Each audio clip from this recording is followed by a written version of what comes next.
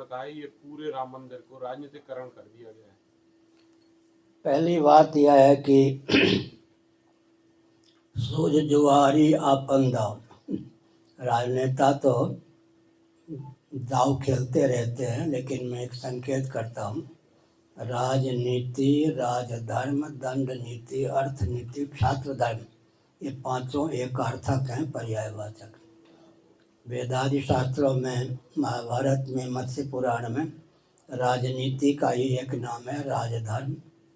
उसी को दंड नीति कहते हैं, उसी को अर्थ नीति कहते हैं, उसी को क्षात्र धर्म कहते हैं, क्षत्रियों का धर्म।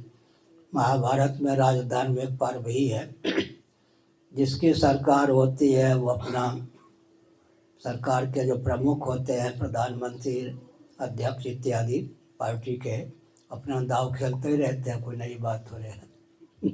वर्तमान सरकार लेकिन एक विचित्र बात है कि जिनको प्रधानमंत्री कहा जाता है, प्रधानमंत्री हैं, अपने को सेकुलर सिद्ध करने के व्यामोह में नहीं पड़े हैं।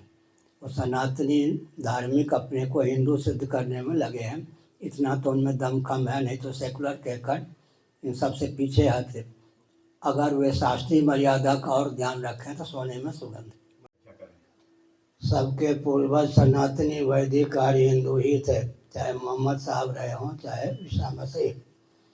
बृहदारण्यक उपनिषद के अनुसार श्रीमन नारायण के नाभि कमल से सर्वजीव गणात्मक, सर्वदेव गणात्मक ब्रह्मा जी की प्रथम अभिव्यक्ति हुई। ब्रह्मा जी ने योग बल से स्वयं को मनु शत्रुपा के रूप में व्यक्त किया।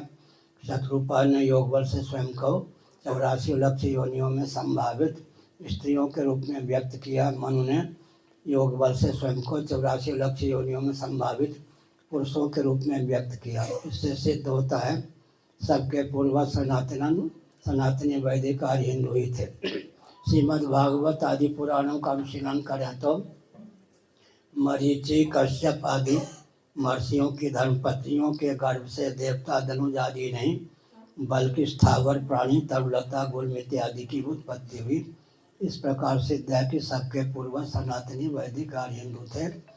और सनातन वैदिक आर्य हिंदुओं का जो वेदादि शास्त्र सम्मत सिद्धांत है, इस रॉकेट, कंप्यूटर, एटम, मोबाइल के युग में भी न केवल दार्शनिक अपितु वैज्ञानिक और व्यावहारिक धरातल पर भी सर्वोत्कृष्ट है। सनातनियों का वेदादि शास्त्र सम्मत सिद्धांत चाहे उत्पत्ति परक हो, स्थिति परक हो, संहार परक हो, निग्रह परक हो, अनुग्रह परक हो, उससे वैज्ञानिक और विज्ञान दोनों को प्रेरणा प्राप्त होती है, हो सकती है।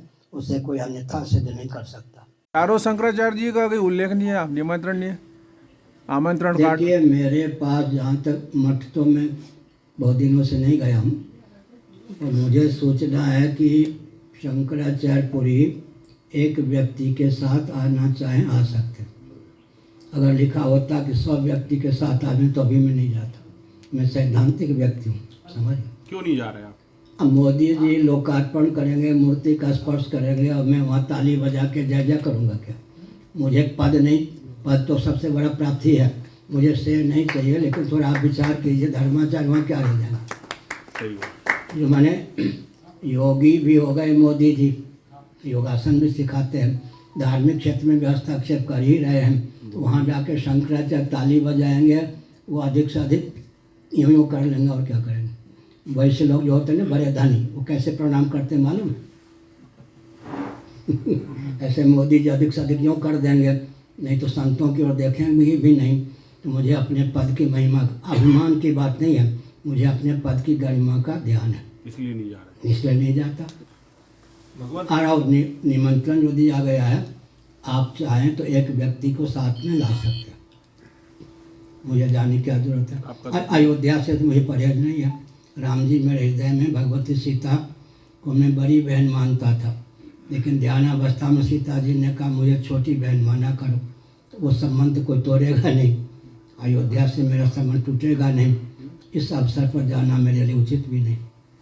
गुरुदेव, एक निवेदन है कि जो विधर्मी लोग अपने हिंदू धर्म को विधर्मी मानते हैं, उसी